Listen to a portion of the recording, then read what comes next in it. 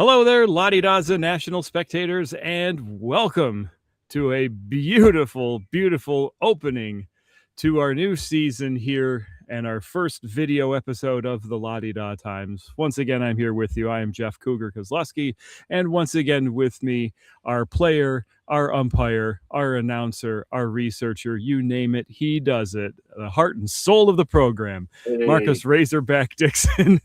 Marcus, thanks for joining me once again. Always glad to be here.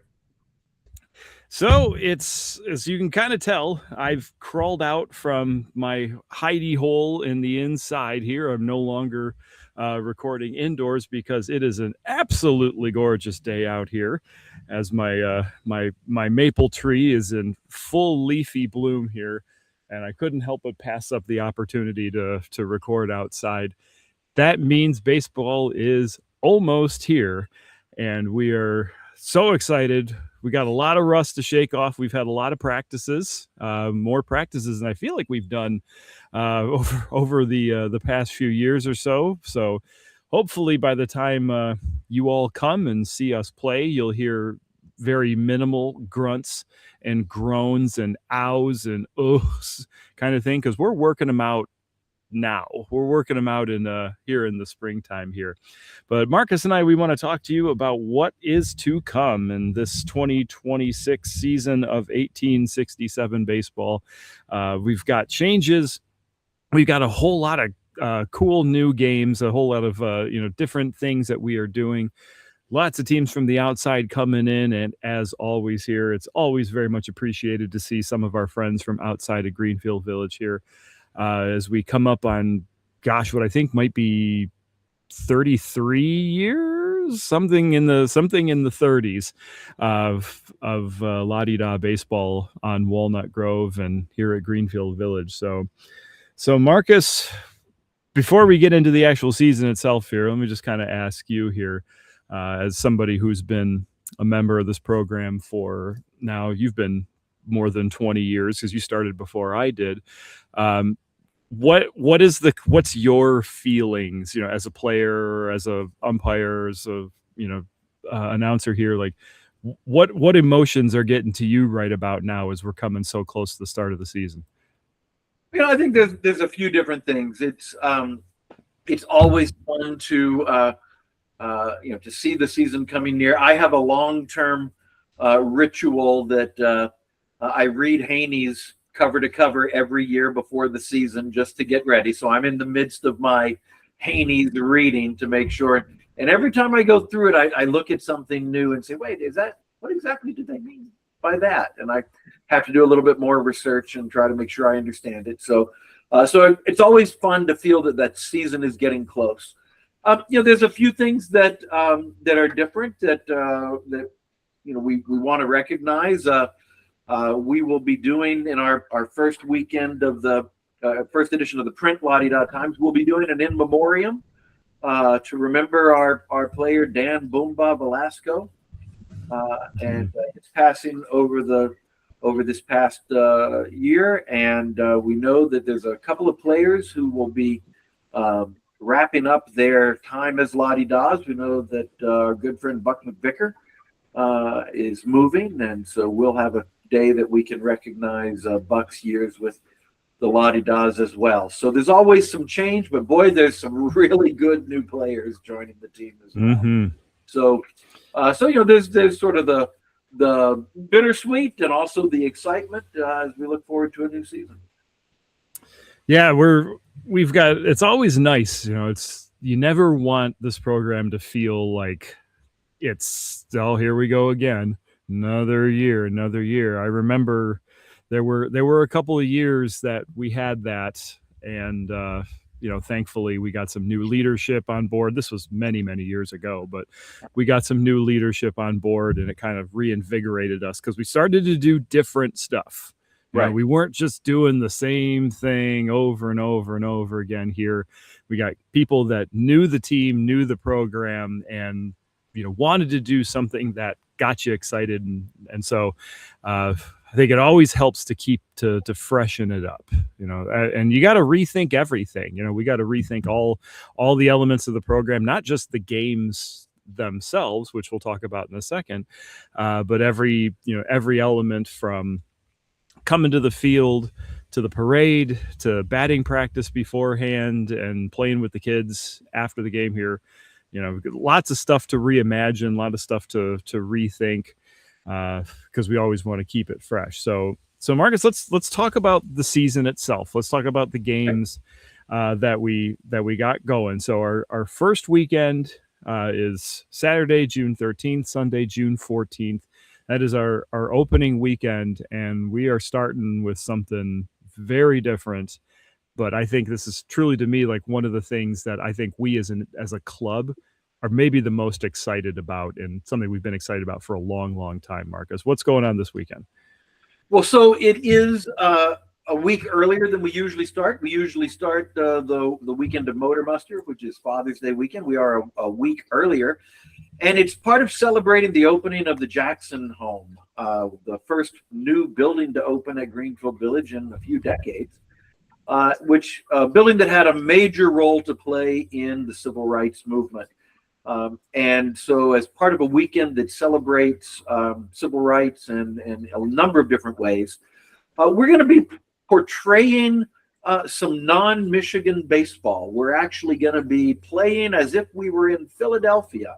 And we're not going to be playing 1867. We're going to be playing 1869. So we'll talk more about this a bit later. But the short version is that the National Association of Baseball Players created the first color line, which banned games between white teams and what at the time would have been called colored teams. They created that in 1867 and said that those kind of games couldn't happen. And in 1869, what for many years we thought was the first interracial baseball game, we now know that it wasn't. But even then they thought it was. It was a game that was played between the Olympics, one of the very oldest baseball clubs in the nation and one of the best known, against a team called the Pythians, an African-American club, both from Philadelphia.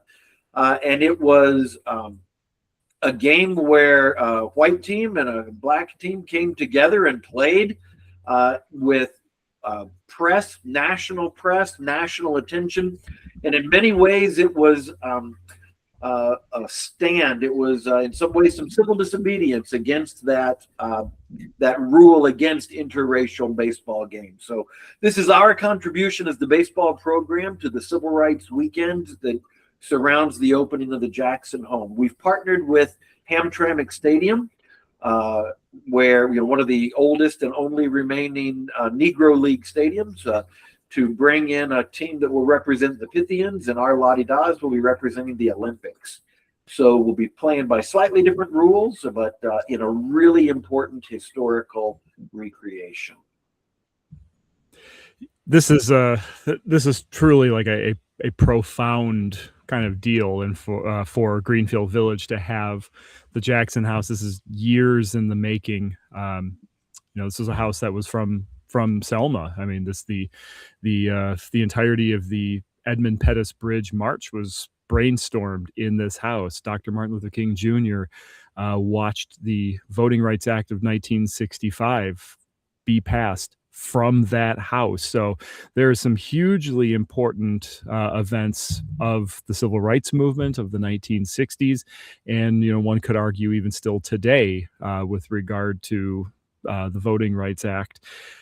And here is a house that really kind of comes to embody that. So it's a very cool thing for us as the Henry Ford's Historic Baseball Program to be a part of it and to kind of rethink how we normally do things.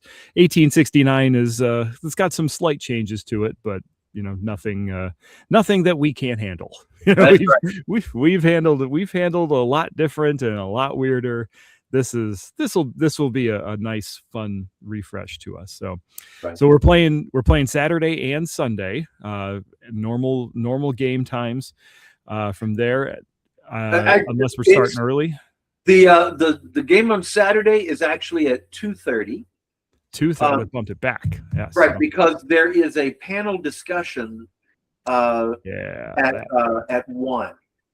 that will be related to baseball issues related to civil rights. And so that will be at 1, go until about 2, and then that will give time to go from there down to the field for a 2:30 game. And then the game on Sunday is scheduled, I believe, at 1 rather than 1:30. Okay. All right. So my mistake there. So we do have some minor time changes with that, but we're gonna answer all those. We have an episode coming very shortly after this one here that will give many of the specs and details about this weekend specifically here. So after this coming weekend, then we follow it up with our traditional opening weekend, or what used to be our traditional opening weekend here with Motor Muster. And this is cool, a new cool tradition that we seem to have. We can call it a tradition now, in that we're starting with a Saturday doubleheader.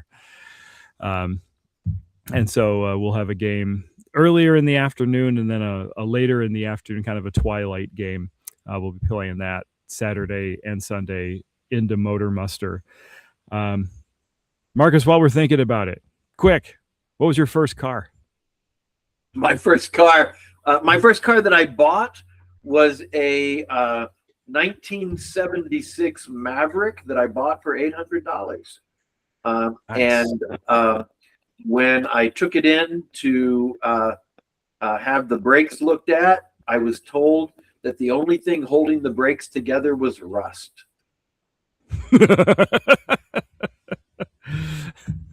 So did you keep the rust? I did, I guess. I kept that car for a couple of years. I remember it fondly. Good. My parents handed me down my mom's 1994 Pontiac Grand Am.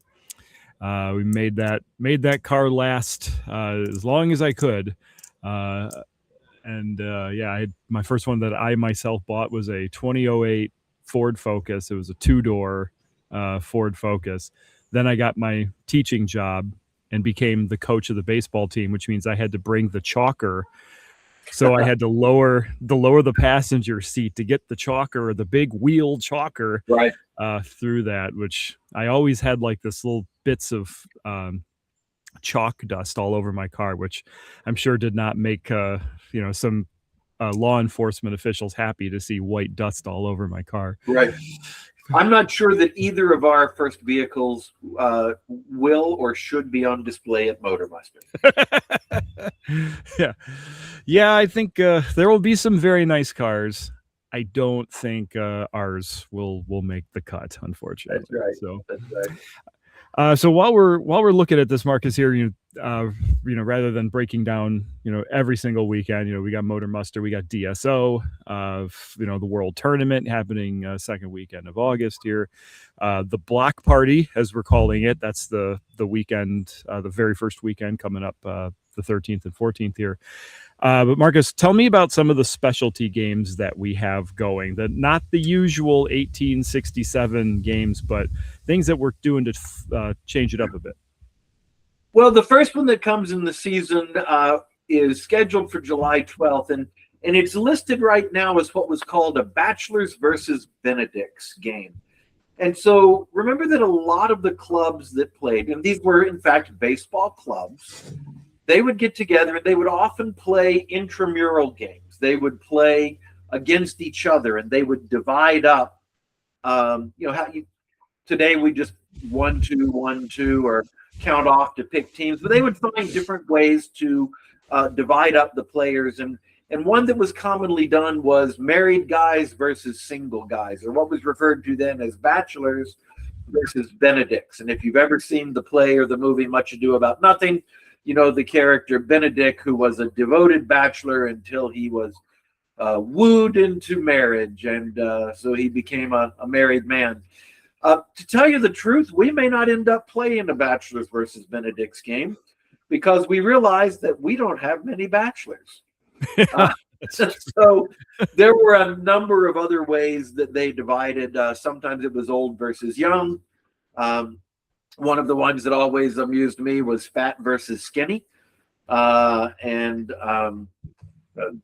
Hunkley has pointed out that in a couple of places he's seen the dividing line between fat and thin was 140 pounds.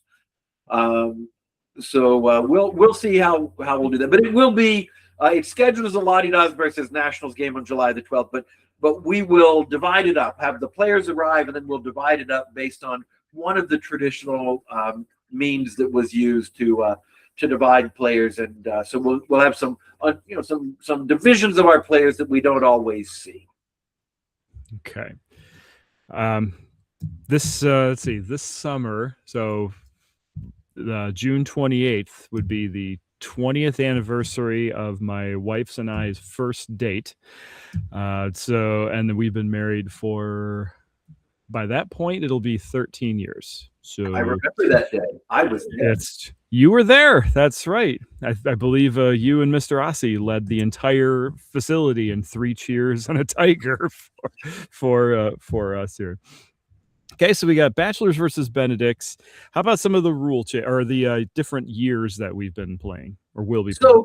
So we've got one that's kind of interesting. On July 25th, we're going to play a game by the rules of 1879.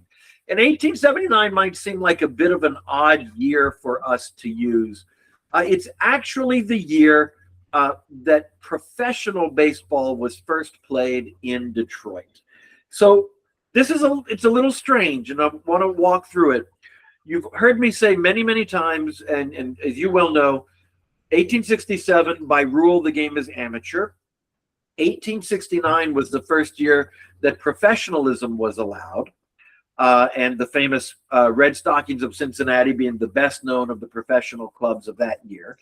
1871 was the first professional league, the National Association of Professional Baseball Players, which did not include a team from Detroit. And then in 1876 came the National League, which did not include a team from Detroit. But in 1879, a professional team called Hollinger's Nine, Hollinger was the captain of the team, Hollinger's Nine was created in Detroit, and they played at Recreation Park. And so what often happened was the professional teams, say that we're going from Cleveland over to Chicago, they would stop in Detroit. They still had to make extra money, so they would play other games beyond the National League games. And so Hollinger's Nine was here to play those other professional teams or the semi-professional teams or sometimes amateur teams. And their home field was there at Recreation Park. Now, just 2 years later, the popularity of Hollinger's Nine helped lead Detroit to get a National League team, the Detroit Wolverines, in 1881. But so we're playing 1879 to recognize that very first year of professional baseball in Detroit. And their first game was against the Troy Haymakers, one of the famous clubs from Troy, New York, and started in May of 1879. So we'll play that game just to recognize that history of professional baseball in Detroit. You know, Recreation Park, where the Wolverines played, where Hollinger's Nine played, is now the site of the Detroit Medical Center. Downtown, and there is a plaque there that recognizes the site of that park, and of course, as everybody knows, the 1887 National League champion Detroit Wolverines. All right, yeah. So, yeah, that's a nice little timeline that we that we have between 67 when we play, and we always like to say that 1867 was maybe the last really great, really inclusive year that we have. In the summer of 1867, there's no color line, and there's technically no rules that would forbade women from playing either. Customs may be different, but right. There's nothing on the books that says, this person cannot play because of this, cut factor about them. So we have 1867 is a wonderful year, but we try to pride ourselves on the fact that we're not just 1867. We are an entire baseball program that brings about lots of different elements here. Right. So from this, we've got the games of 1879. Marcus, what else do we have? As I know we got one little change that will make a lot of us that used to be workers here, will make us very happy. Well, we'll get to that one. But Please do. The next one that comes on August 2nd is a game. We're going to back up 20 years from 1879. We're going to play a game by the rules of 1859. 1859 was the occasion of the first New York rules baseball game in Detroit. So, quick history on baseball clubs in Detroit. The first club that was formed was in 1857. That was the Franklin Club. And they didn't last long because there was nobody else to play. They were the only club. In 1858, the Detroit Baseball Club was founded. And then in 1859, a new club that in some ways was connected to the Franklins. It was called the Early Risers. You can see that connection. The Franklins, named after Ben Franklin. The Early Risers, reflecting early to bed, early to rise, makes a man healthy, wealthy, and wise. And so the Early Risers played the Detroit Baseball Club in 1859. So we're going to bring in our local club, the Detroit Early Risers, who until recently have been housed at historic Fort Wayne. So they'll be in as the Detroit Early Risers, and we'll suit up as the Detroit Baseball Club to recognize that historic moment of the first New York rules baseball game in Detroit. So that game will be on August 2nd. And then if we in the middle, we have our World Tournament. And then at the end of August, on August, it's listed in the schedule that was posted as on August 29th. But actually, it's been moved up to the prior week to August 23rd. And on that day, we're going to be doing a demonstration prior to our game. We'll be doing a demonstration of what's called Massachusetts rules. So you notice that I said just a moment ago, New York rules baseball, because there were lots of bat and ball games. And the two that were kind of growing were what we know today as baseball, which was based on what's called the New York rules. But there was a different game called Massachusetts rules baseball that's similar in a lot of ways, but it retained that idea that I think you were fond of what's called plugging or soaking the runner, where you throw the ball at people and hit them with it to put them out. So we will be doing a Massachusetts rules demonstration at noon on August 23rd, prior to the regular game at 1:30. And so we'll be using the different rules. It's a completely different field layout, not a diamond at all. It's one of those. It's a square essentially. It is, yeah. So we'll be doing that. And then the last special of the season is one that we started last year which will be on September 5th. And that's what's called a picked nine, or what today we might call an all-star game. And so we will be having a picked nine. Players from multiple different teams will be forming a team to come in and play against the Lottie-Dodds. So it'll be a chance to see a mixture of top players playing together against our boys from Waterford and from Greenfield Village. And that'll be on September 5th. That is always it's a fun game, because that is you never really get like the sense that anything is gonna come cheap or for free. Like, these are truly some of the best players in Southeast Michigan, and they're from everywhere. Like, I think I remember last year it was a double play turned by the pick nine squad, and it was a player from Walker Tavern who flipped it to a guy from Northville, who fired it over to the first baseman from Canton. Right. And it was just against the Lottie-Dodds. And so you get a really cool mix of those elements there. So with all the differences, Marcus, before we wrap it up and take it home here, is there anything that you personally are really extra looking forward to? Like, this is the thing, like, circle my calendar, that's the one I want to make sure I'm there for. Well, we already talked about the Pythians Olympics game, the one that's coming up this weekend. But for me, it's the whole program. It's we play 1867, but that can sometimes feel a little bit like Groundhog's Day. It's 1867. We're in our 20-some year of 1867. They only played it for 1 year, but we keep doing it. And so when we do this series of specials, it's designed to help us see how the game evolved. Mhm. And we treat it seriously. The balls were different for each of those years. We make sure we have balls that are made to spec for each of those different rule sets, and we really take those things seriously. We work hard to make sure that the players understand the rules, that the umpires understand the rules, and that we're doing a good portrayal of how that particular game was played. But then over the span of the season, just trying to give a sense of what baseball in that era across a few decades was like, not just in one year. So to me, that's what's exciting, is the whole spectrum of games.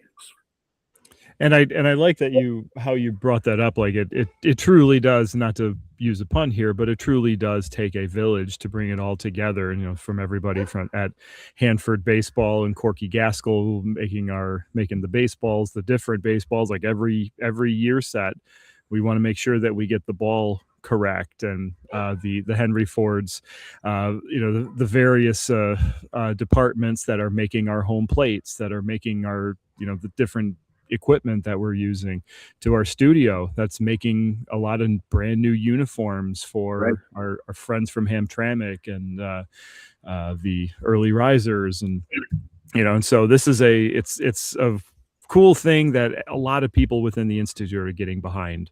And so I think to keep it fresh is really important. So we hope that go for it. We're even making sure that when we do the coin toss at the start of the game, it's with a coin from the year that we're portraying that day. So we try to get all the details right. Yeah, not too many people see that coin, but as an occasional captain, I can tell you, it is in fact a period appropriate coin. And the amount of times I've tried to walk away with it, either you or Mr. Hunkley or whoever's umpiring is very quick to make sure that I give it back. So with that, we'll wrap it up. We will be releasing more episodes as the time gets closer, when we talk about the differences between 1879, 1859, New York versus Massachusetts. Lots of different rule sets are going to be coming. So stay tuned, and we will have a lot more for you as the season rolls on. Marcus, much appreciated as always. Thanks for joining me on this. And to everybody out there listening, we encourage you to strike well, be safe, and we can't wait to see you again on Walnut Grove.